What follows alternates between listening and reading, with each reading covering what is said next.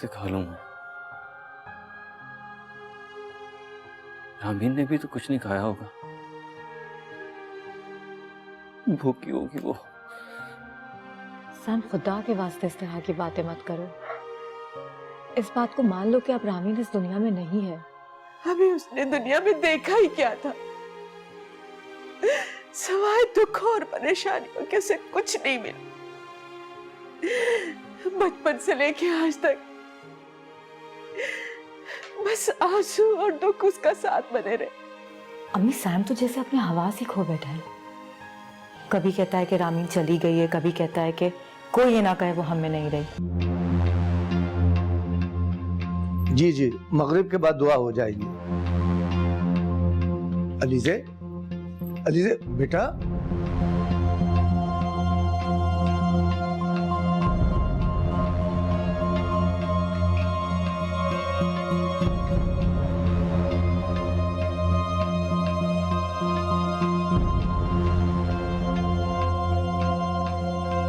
हद होती है किसी बात की। इस तरह भी कोई किसी का दिल दुखाता है? ये साइम तो बिल्कुल ही दीवाना हो गया है। भला पूछो ना, क्या कसूर था उस बेचारी का? क्या बात है सलमा, क्यों गुस्सा हो रहे हैं साइम पे? हरकतें भी तो अजीब हैं साइम की। गुस्सा ना आए तो और क्या हो। आखिर क्या कर दिया उसने? अभी अलीज़े को मैंने घर से बाहर जाते हुए देखा, वो रो रही थी। मैंने रोका तो मेरे रोकने पे भी नहीं रुकी। मैंने सोचा कि जरूर साइम से कोई बात हुई होगी। यकीनन उसने अलीज़े को कोई ऐसी बात कही है जिसकी वजह से वो रोती हुई गई है। और फिर मेरा ख्याल भी नहीं किया, मुझ पे भी बरस पड़ा। दिमाग तो नहीं खराब हो गया इस लड़के का? आप जानते तो हैं जो हालत है आजकल उसकी।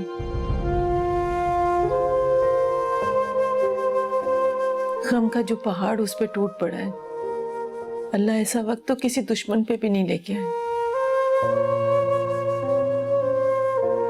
दिल में बुराई नहीं है उसकी, बस जज्बात में आके कुछ ऐसा बोल गया होगा।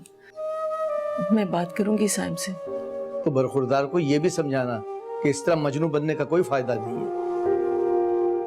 उस अकेले कोई दुख नहीं है, इस घर में हम सब दुखी हैं।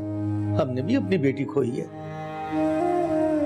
दुख का इजहार इस तरह नहीं करना चाहिए कि जिससे सामने वाला दुखी हो जाए। समझा देना।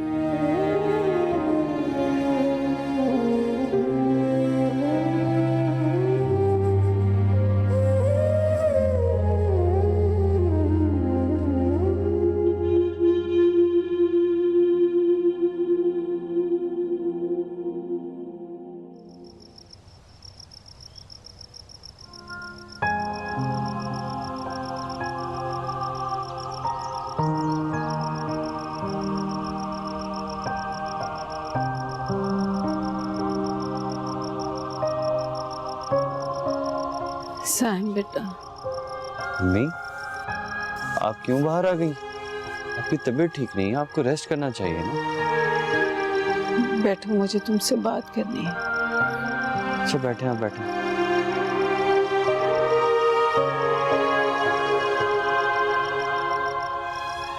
क्या हुआ? मेरी औलाद दुखी हो तो मुझे अपने बेड पे कैसे चैन आ सकता है?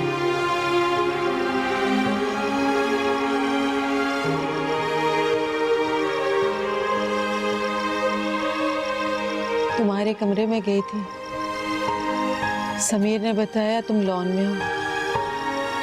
ढूंढते हुए यहाँ तक आ गई। कुछ देर रुक जाती, मैं अंदर ही आ रहा था। साइम, मुझसे ज्यादा बातें तो होंगी नहीं, इसलिए सीधी सीधी बात करती हूँ। तुम्हारे अब्बू बता रहे थे कि तुमने अलीज़े को कुछ ऐसे कहा कि वो रोते हुए यहाँ से गई है।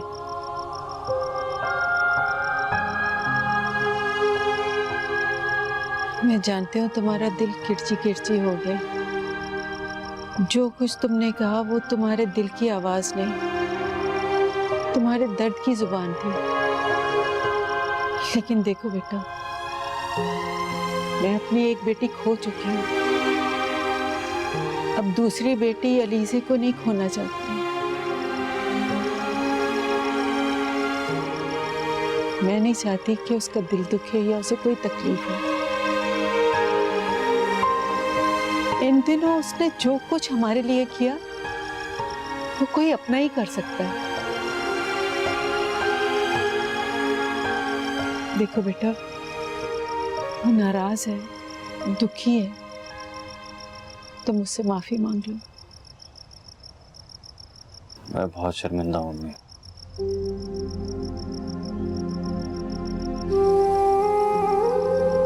लेकिन अगर सच पूछे तो मुझे कुछ समझ ही नहीं आ रहा। मुझे खुद की समझ नहीं आ रही मैं क्या कर रहा हूँ, क्या बोल रहा हूँ।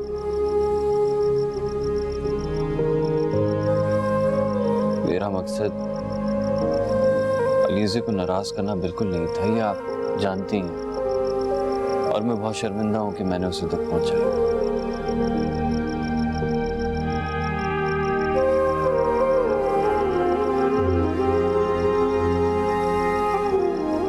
आप फिक्र मत, मैं उसे अभी कॉल कर देता हूँ।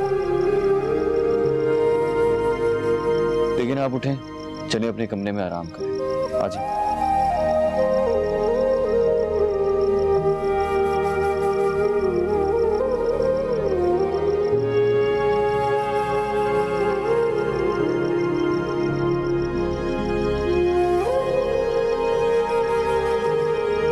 I'm sorry, Elise. मैं जानता हूँ कि तुम मुझसे बहुत नाराज हो, लेकिन रामीन के जाने के बाद शायद मेरे दिल ने धड़कना छोड़ दिया है, मेरे दिमाग ने कुछ सोचना समझना छोड़ दिया। उस दिन तुम्हारे आंसू तक नहीं देख सका। I didn't mean to hurt you.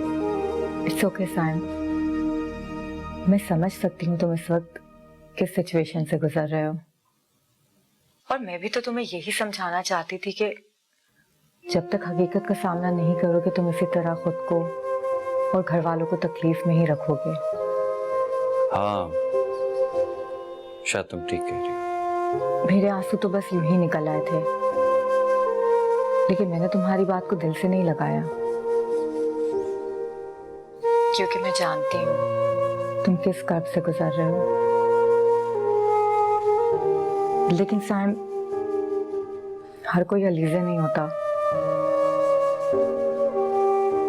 जिसे तुम्हारे दुख का एहसास किसी से भी ज्यादा हो, और ऐसा वही लोग करते हैं जो दूसरों को और उनकी तकलीफ को अपना समझें। Thank you so much.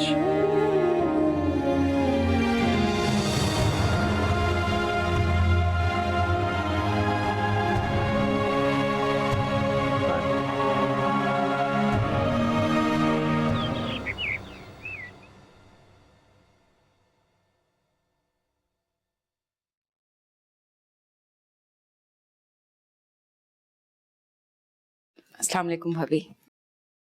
वालेकुम अस्सलाम, कैसी हो? मैं तो ठीक हूँ भाभी, आप बताएं आप कैसी हैं? जिंदा हूँ, यही काफी है। जितनी सांसें हैं इंसान को पूरी तो करनी है, चाहे दिल करे या ना करे, जिंदगी तो गुजारनी। ऐसी बातें क्यों कर रही हैं भाभी? अल्लाह ताला आपको लंबी जिंदगी दे सेहत के साथ। अभी तो आपने माशाल्लाह से साइम और समीर के बच्चों को भी तो खिलाना है। खुश रहें भाभी, जब अल्लाह ने इतनी अच्छी जिंदगी दी है तो उसे खुशी के साथ गुजारे ना। ठीक कह रही हो,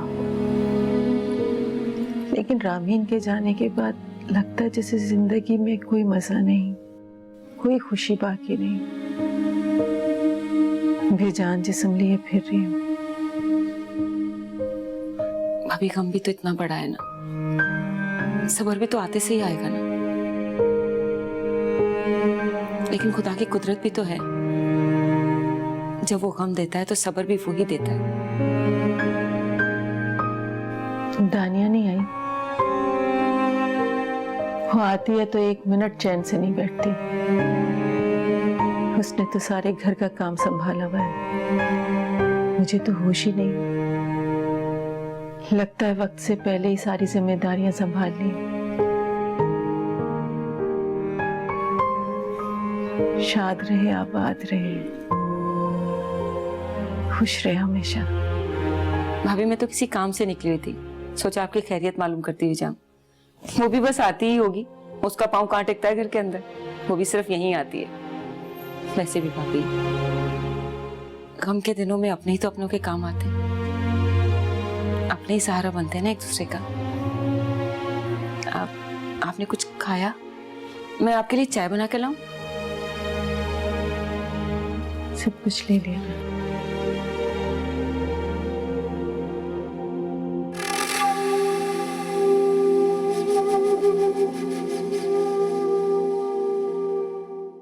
क्या कोई इंसान किसी से इतनी मोहब्बत कर सकता है कि उसके दुनिया से चले जाने पर वो भी जीना छोड़ दे?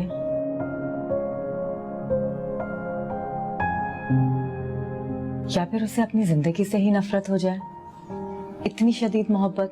इश्कम दारम इश्कम इश्कम यारम इश्कम यारम इश्कम इश्कम दारम इश्कम इश्कम यारम इश्कम यारम इश्कम।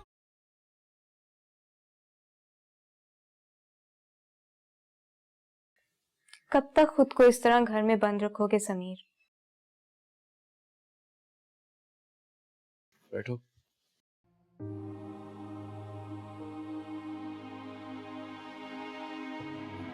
देखो रामीन को हमसे दूर हुए हफ्ते से ज्यादा हो गया है, पर तुम लोग अब तक इतना उदास बैठे हुए हो।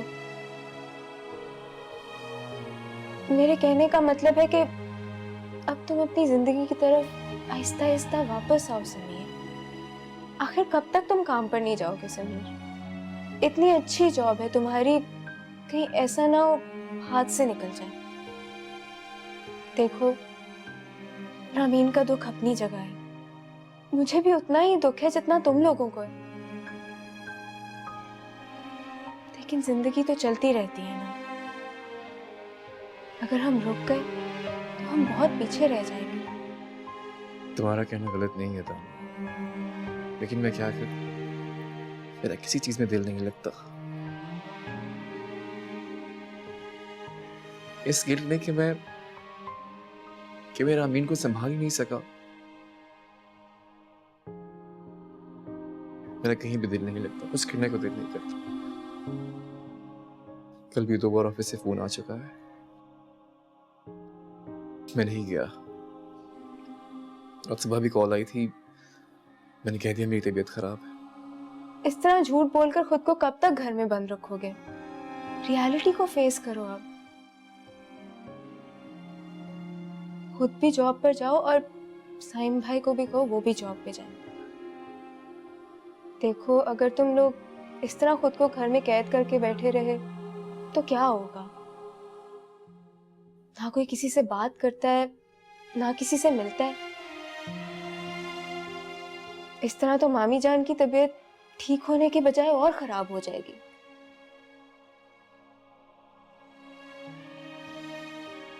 ठीक है, मैं कोशिश करूंगा कल से ऑफिस चला जाऊं। गुड। अच्छा तुम्हें भूख लगी है? मैं कुछ खाने को लाऊं? भूख तो लगी है। चलो ठीक है, मैं लेकर आती हूँ।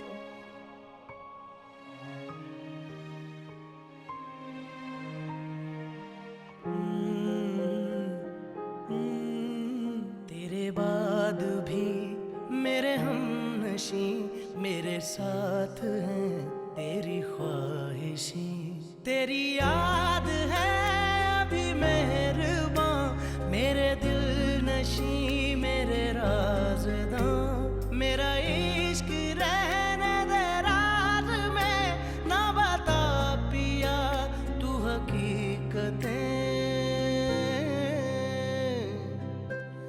दिल नादां बता देना, करें कैसे दवाए इश्क, उन्हें इल्जाम दो जाना, करें अखियां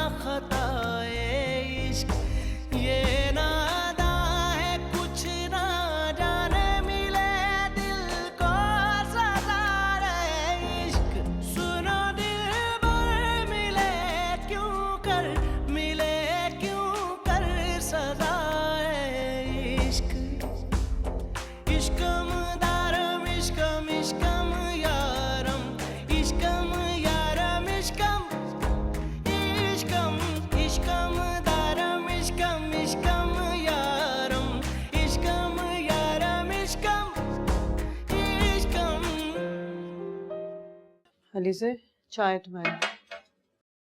जी अम्मी, थैंक यू।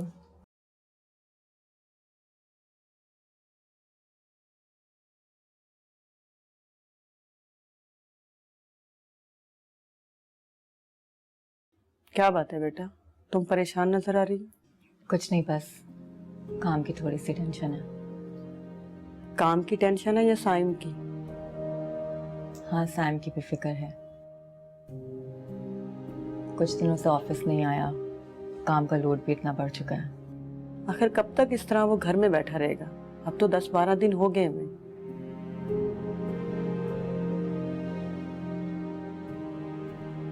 ये तो तुम हो जो उसका काम संभाल लेती,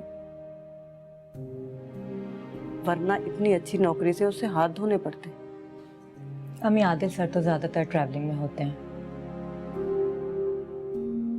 ज्यादातर काम मैं हैंडल करती हूँ, तो सैम को इस बात की टेंशन नहीं है। बस मुझे इस बात की फिक्र है कि सैम पता नहीं किस तरह नॉर्मल लाइफ में वापस आएगा।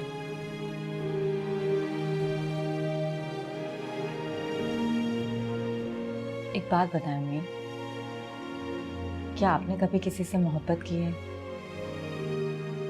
ये कैसा सवाल है? अगर किसी ने मुझसे ये सवाल किया तो मुझे इसका क्या जवाब देना चाहिए? क्या कोई इंसान किसी से इतनी मोहब्बत कर सकता है कि उसके दुनिया से चले जाने पर वो भी जीना छोड़ दे?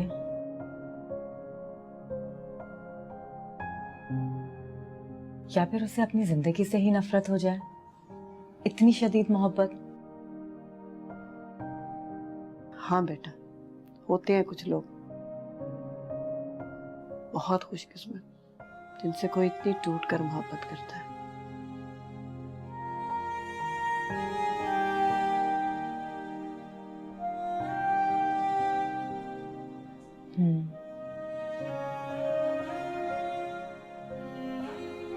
रामीन वाकई बहुत खुशकिस्मत थी अम्मी।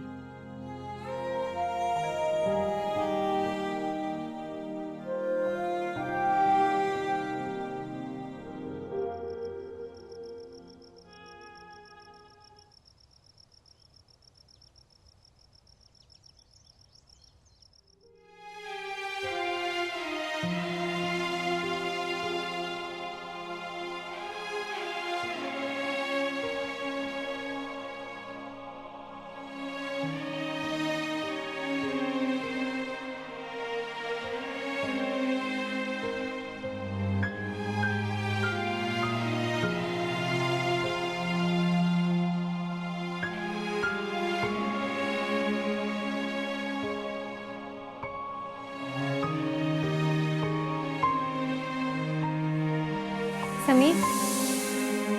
अरे आपने मुझे याद किया?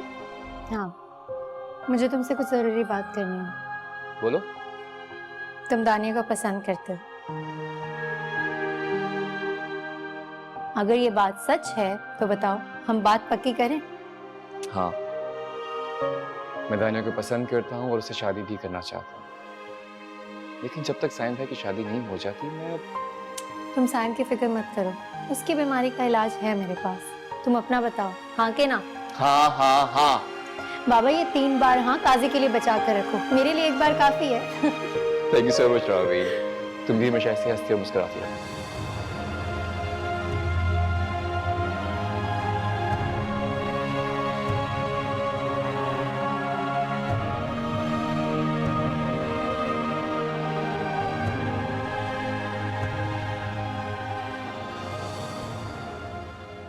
दानिया, ये लो बेटा, जल्दी से दूध पी लो। सारा वक्त वहां काम में लगी रहती हो, अपना तो जरा सा भी ख्याल नहीं करती।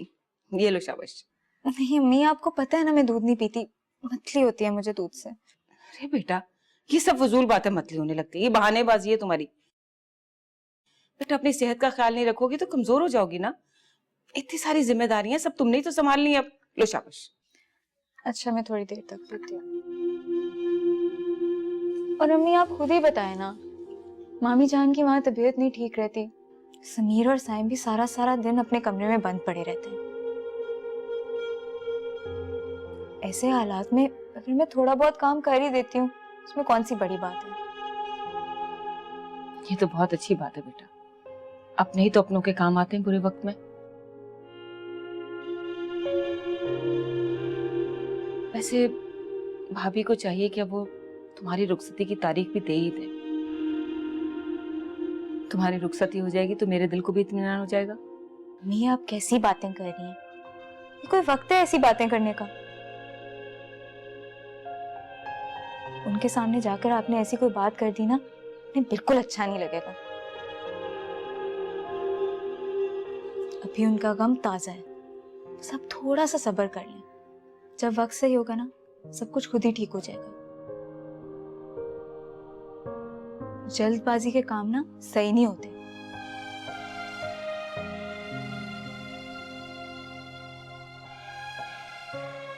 आज तो मेरी बेटी बहुत अक्लमंदी की बातें कर रही है। अच्छा बाबा, मैं ऐसी कोई बात नहीं करूंगी। चलो शाबाश, अब तुम आराम करो, बल्कि पहले ये दूध पियो और फिर आराम करो, बहुत रात हो गई।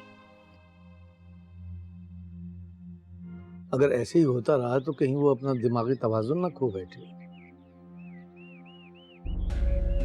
लेकिन बाबा, मुझे तो इस बात की टेंशन हो रही है कि अगर हमारी गैर मौजूदगी में अम्मी की तबीयत इस तरह से खराब हुई। इश्कम दारम इश्कम इश्कम यारम इश्कम यारम इश्कम इश्कम दारम इश्कम इश्कम यारम इश्कम यारम इश्कम। मैंने जिंदगी से एक ही बात सीखी है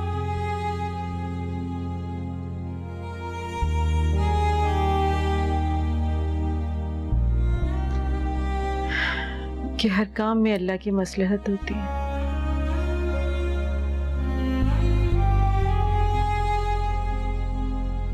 जिन कदमों से अल्लाह ने हमें चलना सिखाया,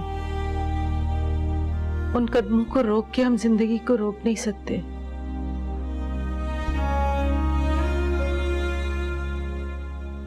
रामीन का इस तरह से दुनिया से चले जाना हमारे लिए एक अजियत से कम नहीं है।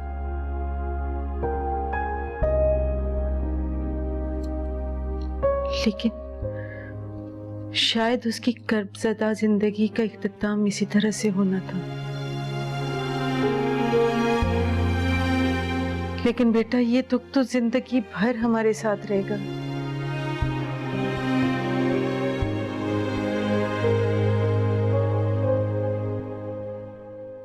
लेकिन अगर तुम लोग इसी तरह से अपने कदम रोक के घर में बैठे रहे तो क्या ये दुख कम हो जाएगा?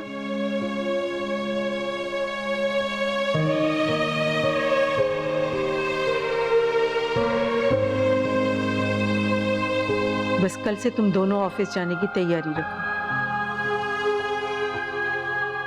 मेरी फिक्र नहीं करो।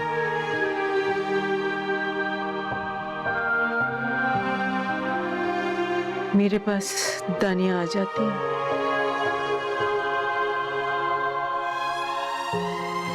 अल्लाह उसे इसका अजर दे, बहुत प्यारी बच्ची है। और फिर अलीज़े भी तो आ जाती है। बस कल से तुम दोनों ने ऑफिस जाना। ठीक है अम्मीजान, आप बिल्कुल ठीक कह रही हैं। मैं और दानिया भी यही बात कर रहे थे। नहीं जाना मुझे ऑफिस।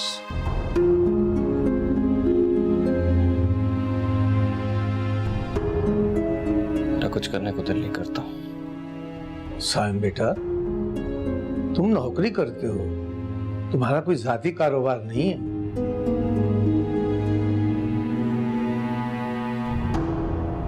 और अलीज़े वो कोई तुम्हारी नौकर नहीं है कि दफ्तर में भी तुम्हारे काम आए और वहां से छुट्टी करने के बाद घर आकर भी संभाले। बेटा, तुम बहुत अच्छी नौकरी पर हो, तुम्हारी इस जिद की वजह से ये नौकरी छूट ना जाए। मुझे इस बात की परवाह नहीं है। बेवकूफी की बातें मत करो। तुम्हारे इस तरह घर में बैठने से क्या रामीन लौट आएगी? और हम कौन सा तुम्हें किसी शादी ब्याह में जाने के लिए कह रहे हैं? बस मैं कुछ नहीं सुनना चाहती। कल से तुम दोनों ने ऑफिस जाना है।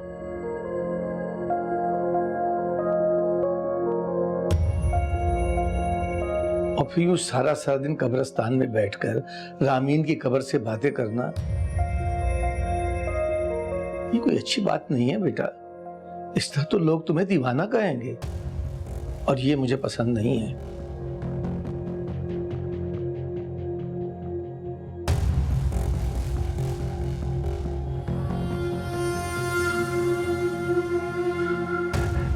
लेकिन मुझे कोई फर्क नहीं पड़ता, शायद दीवाना ही ठीक है।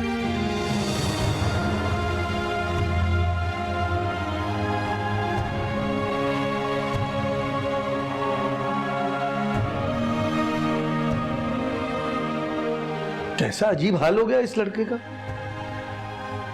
अल्लाह सब्र दे उसे।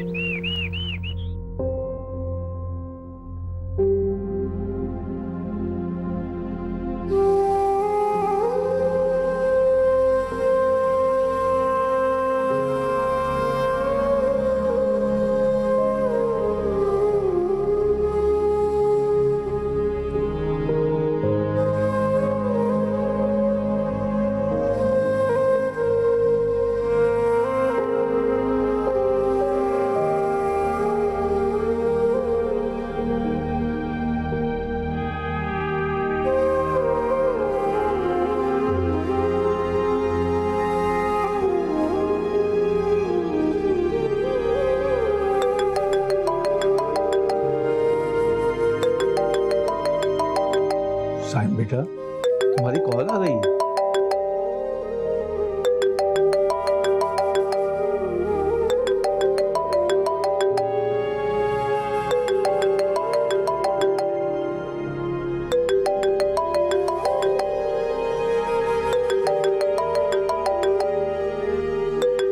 अरे साइम, नाश्ता तो करते जाओ। अमीजान मुझे दीजिए ना, वो ऑफिस में कर लेंगे, मुझे बहुत भूख लगी हुई है।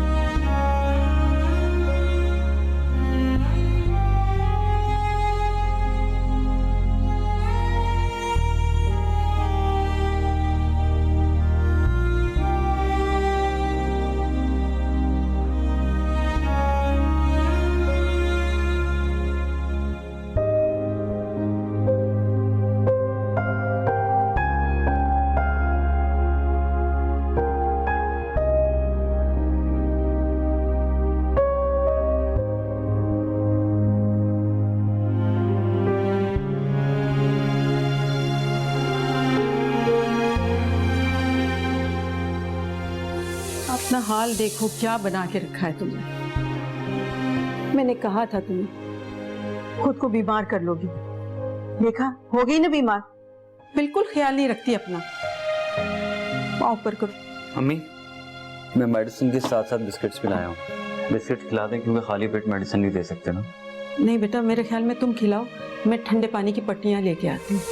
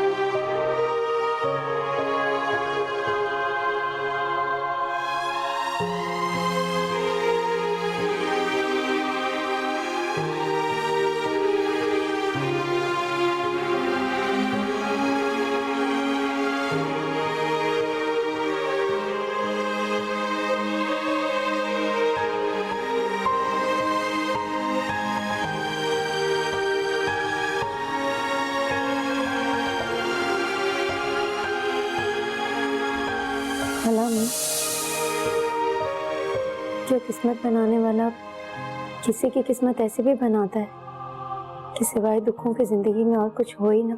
ऐसे नहीं कहते बेटा, अल्लाह ताला नाराज हो जाते हैं। अगर हमारी किस्मत में कोई दुख आता है तो उस दुख के बाद सुख का सवेरा जरूर आता है। कुफर की बातें नहीं करते। क्या करूं, अब तो मेरी हिम्मत भी जवाब दे गई है। और सब्र भी आखिर कितना करूं। फारिस को उस हाल में देखकर हमेशा मरती रही, और आज फारिस मुझे तन्हा छोड़कर जीते जी हमेशा के लिए मारकर चले गए।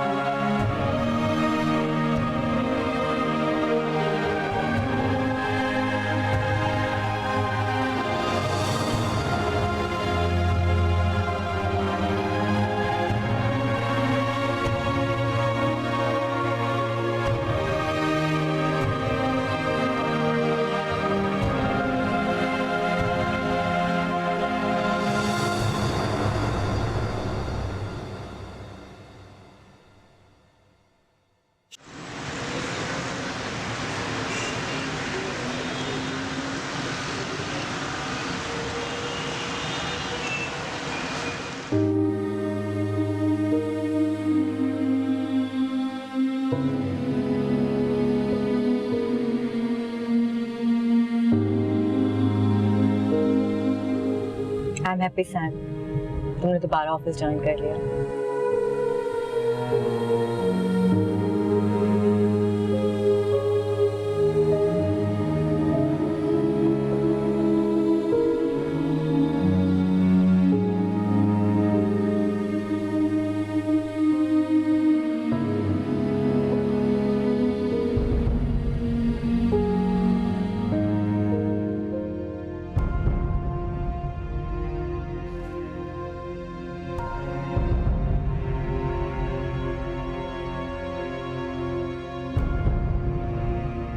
साइम,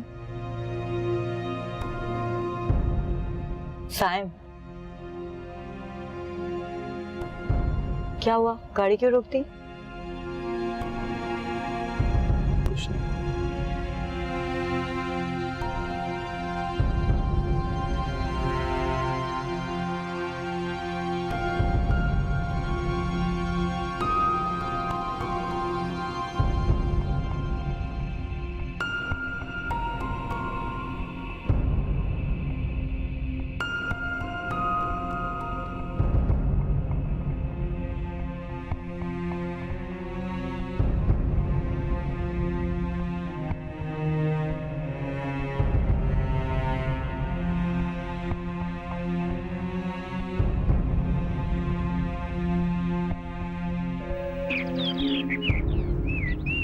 समझ में नहीं आता मैं क्या करूं।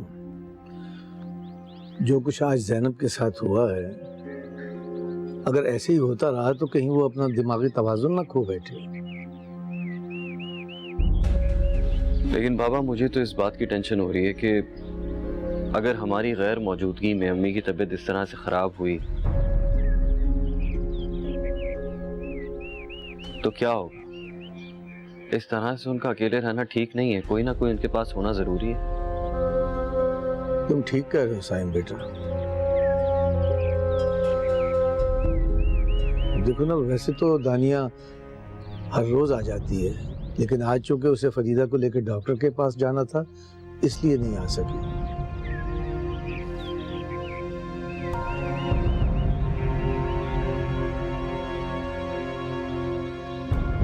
और यूं भी उसने कोई हमारा ठेका तो नहीं ले रखा ना। हाँ, अगर रुखसती हो गई होती तो उसके साथ साथ हम फरीदा को भी यहाँ ले आते, ये मसला भी हल हो जाता। लेकिन अब जो हालात हैं, इन हालात में रुखसती की बात करना तो मैं मुनासिब नहीं समझता। अब आप ठीक कह रहे हैं।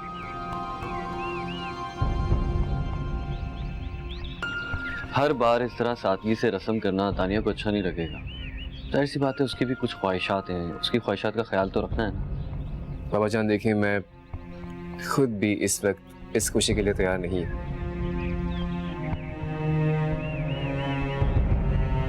मेरे ख्याल से हमें अम्मी जान के लिए एक मेड रख लेनी चाहिए, लेकिन बेहतर है कि हम इस वक्त इस बारे में ना सोचें। ठीक कह रहे हो तुम।